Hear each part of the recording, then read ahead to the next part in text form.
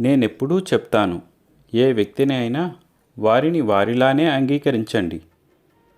మీరు వ్యక్తులను వారిలాగే అంగీకరించడం నేర్చుకున్నప్పుడు జీవితం సరళంగా మారుతుందని మీరు కనుగొంటారు.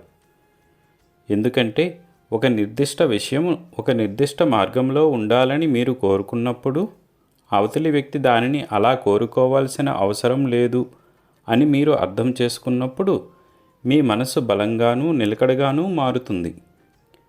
మనసు నిలకడగా ఉన్నప్పుడు కలహాలు, దుఃఖము ఉండవు. మిమ్మల్ని ఎంతగానో ప్రేమించే చాలామందిని మీ జీవితంలో మీకు ఇచ్చాను.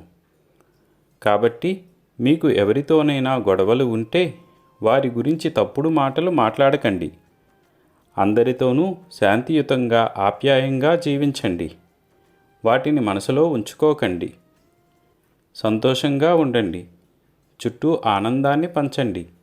నా ఆశీస్సులు మీకు ఎప్పుడూ ఉంటాయి. అల్లా మాలిక్.